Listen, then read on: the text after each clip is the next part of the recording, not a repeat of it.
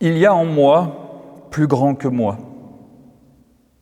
Quiconque a fait cette expérience n'a pas besoin qu'on lui montre l'existence de Dieu.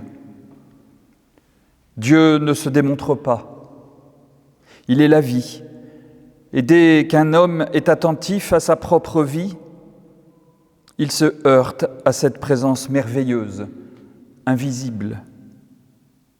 Et qu'importe le nom qu'on lui donne, c'est une présence infinie qui le dépasse infiniment et qui est plus proche à lui-même que lui-même. Et ceux qui ont une foi profonde, ceux qui ont l'expérience de la foi, savent que Dieu est une rencontre au plus intime de soi. Il ne s'agit pas de chercher Dieu derrière les étoiles, dans les hauteurs, dans cette espèce de gloire qui est une formule. Il s'agit de le chercher ici, dans cette perspicacité au cœur de nous-mêmes, où il demeure et où il nous attend.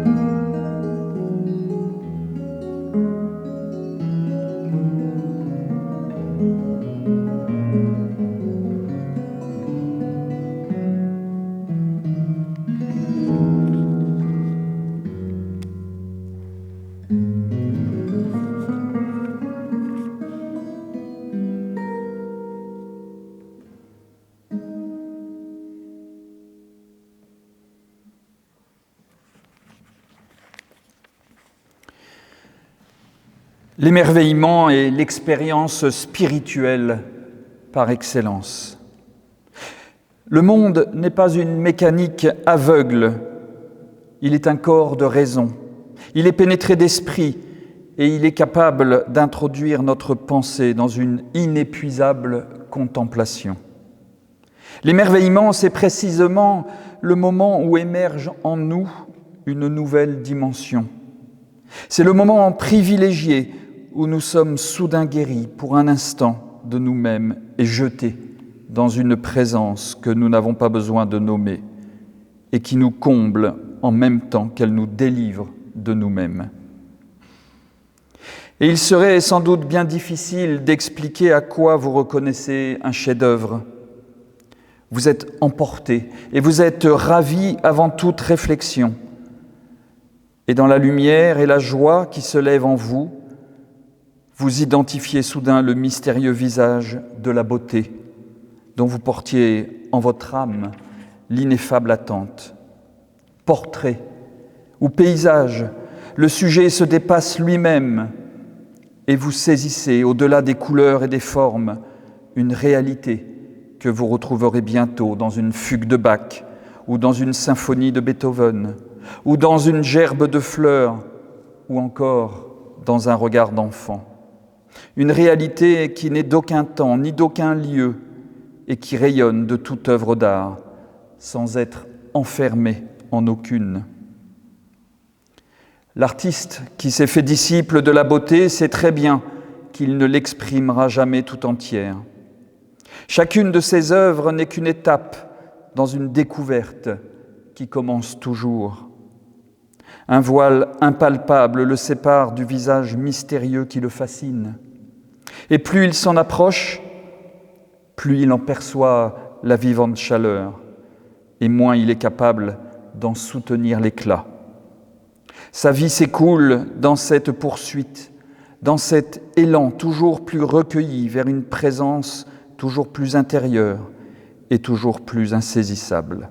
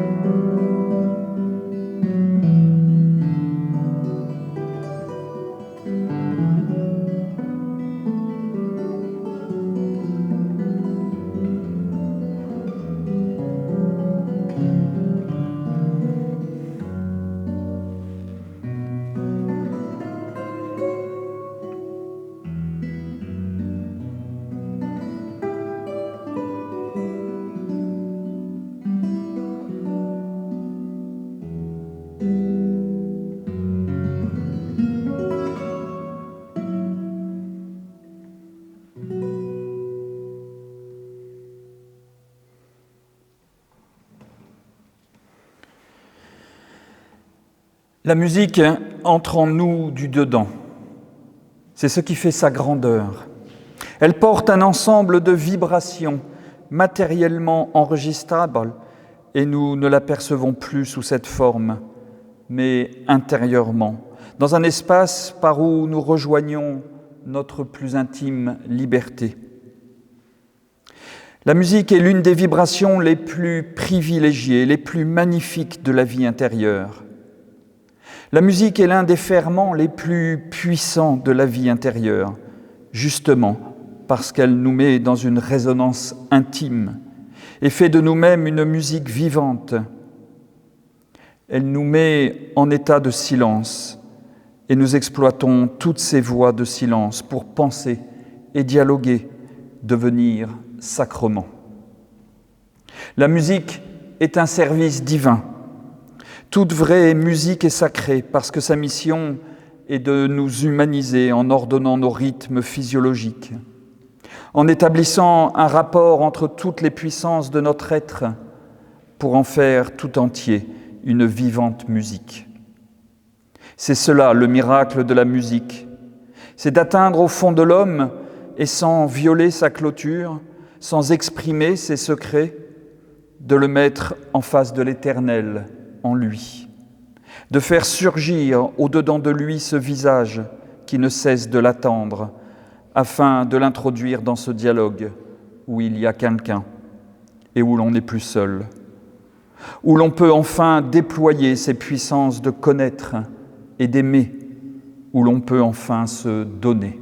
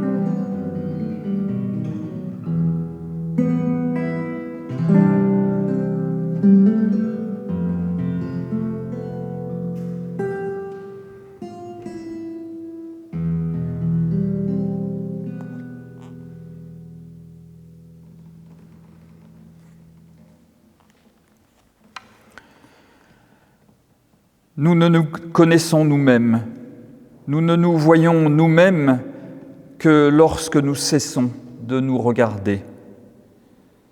Quand vous écoutez la musique, quand vous devenez musique, quand vous êtes devant un chef-d'œuvre, quand un paysage vous ravit, quand vous êtes suspendu dans l'émerveillement et dans l'admiration, alors vous vous sentez exister à plein. Vous sentez que vous êtes là, une présence totale, mais vous ne vous voyez qu'en cessant de vous regarder. Et quand votre présence, vous ne la voyez pas en vous repliant sur vous-même, mais en vous offrant à cette beauté dont le visage est toujours inconnu et toujours reconnu. C'est dans cette offrande de vous-même, dans cette oblation silencieuse de l'émerveillement et de l'amour que vous réalisez votre présence et que vous devenez pleinement vous-même. La connaissance de soi est toujours une connaissance dans l'autre, et pour l'autre, selon ce que Rimbaud avait déjà deviné lorsqu'il disait « je est un autre ». C'est quand nous décollons en nous, dirigeant vers la beauté, ou vers la vérité qui est une beauté, ou vers l'amour, c'est tout pareil. C'est dans cet élan que nous nous rencontrons nous-mêmes. C'est un autre nous-mêmes, ce n'est pas ce « je, moi » que nous n'avons pas choisi et dans lequel nous sommes emprisonnés, mais un moi source et origine, espace de lumière qui peut devenir tout accueil et peut signifier pour les autres un appel de la liberté. Voici donc une expérience où l'autre unique, cet inconnu que nous voyons poindre dans tous nos émerveillements, voici le moment où cet autre apparaît comme quelqu'un, comme souverainement personnel. Dieu ne se définit pas. Dieu s'expérimente quand nous décollons de nous-mêmes. Dieu, c'est quand on s'émerveille.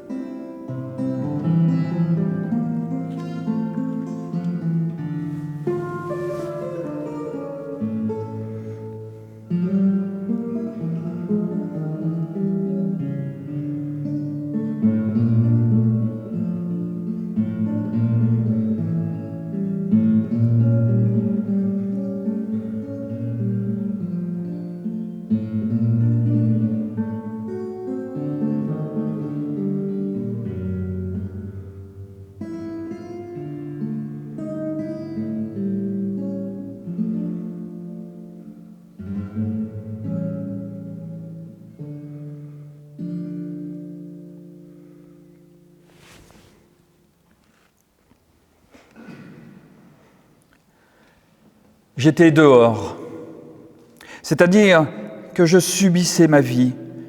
J'étais esclave de tout ce qui m'avait été imposé par ma naissance. J'obéissais à mes nerfs, à mes humeurs, à mon tempérament. Je n'étais pas le créateur de moi-même, pas une source ni un commencement. Je n'étais pas une origine ni un espace. J'étais tout simplement une chose. Au lieu d'être quelqu'un, j'étais quelque chose, et la rencontre avec Dieu, en me faisant passer du dehors au dedans, m'a fait passer de quelque chose à quelqu'un. C'est tout mon être qui a été saisi au dedans. Je veux dire, dans cet univers inviolable qui échappe à toute contrainte et qui est l'univers de la personne. Demandons à notre Seigneur de nous convertir, de découvrir son visage, de reconnaître sa présence, de prendre conscience que c'est sa vie qui est engagée dans la nôtre. Le reste n'est que littérature. Il est donc certain que la rencontre avec soi coïncide avec la rencontre de Dieu, puisque pour saint Augustin, comme pour nous, la rencontre avec la beauté si antique et si nouvelle, c'est lui. D'ailleurs, peu importe le nom qu'on lui donne, qu'on l'appelle vérité, beauté, musique silencieuse, qu'on l'appelle l'ineffable, X ou oméga, peu importe. Dès qu'on l'a rencontré comme la présence qui nous délivre de nous-mêmes et qui nous permet de devenir pour les autres un espace sans frontières où ils se sentent accueillis.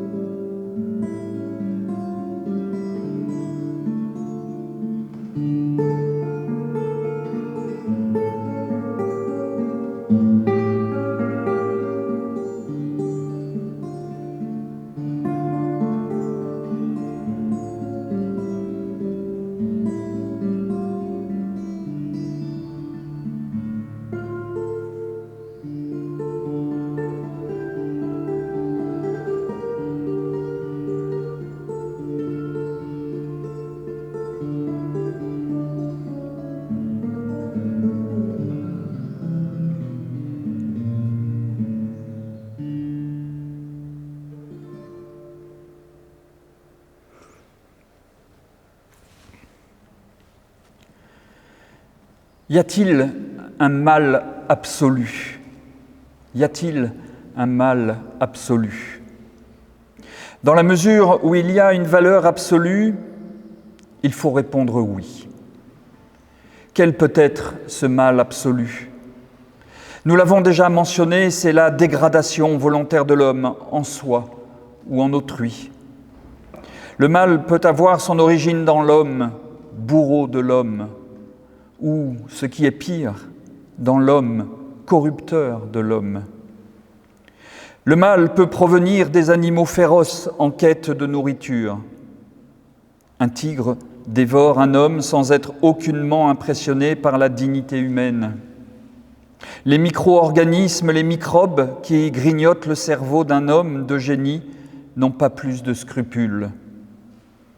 Plus impressionnantes encore sont les agressions cosmiques, les tremblements de terre, les éruptions volcaniques, les raz-de-marée, les inondations, la foudre, tous ces phénomènes devant lesquels l'homme est désarmé et dont les plus graves peuvent anéantir toute une région sans tenir compte des valeurs humaines qui peuvent s'y trouver.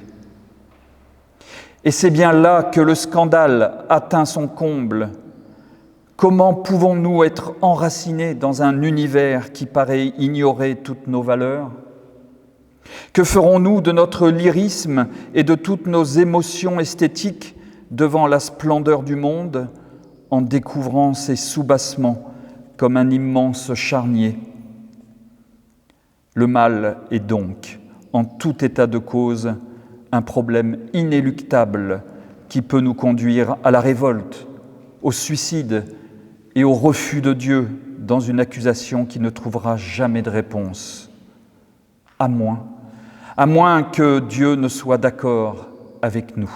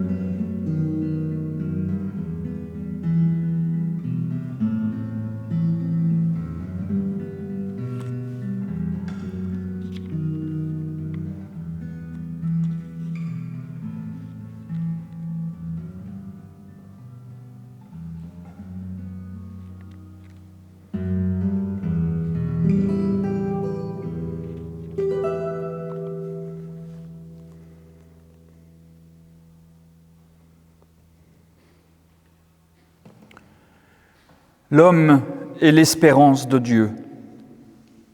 Dieu n'a pas créé le monde pour le rendre esclave. Il a voulu en face de lui des êtres libres, appelés à communier à sa vie par le consentement qu'il donnerait au règne d'amour qu'il avait choisi d'établir en eux. Dieu ne peut régner en nous sans nous, car Dieu est amour, et l'amour ne peut être reçu que par l'amour. La vie n'a d'autre objet que de faire mûrir le consentement qui consommera notre union avec Dieu. La douleur ne peut être entièrement acceptée que comme prélude de l'enfantement mystérieux qui doit le faire naître en nous. Celui qui fait la volonté de mon Père qui est dans le ciel, dit Jésus, celui-là est mon frère et ma sœur et ma mère. Dieu ne peut rien faire dans l'univers, rien en nous, rien sans nous. Nous sommes le truchement, nous sommes le sacrement, nous sommes la manifestation visible, indispensable de la divinité. En lui offrant dans notre cœur le cœur de tous les hommes, en essayant de déraciner ce mal qu'est le refus d'aimer, en communiquant autour de nous, joyeusement et discrètement, la générosité de Dieu, afin que Dieu cesse en nous d'être un Dieu crucifié, pour qu'il devienne un Dieu vivant et ressuscité. L'homme est l'espérance de Dieu. La vocation de l'homme a sa source dans ses abîmes. C'est le destin de Dieu qui se joue dans le nôtre. La véritable création est à venir.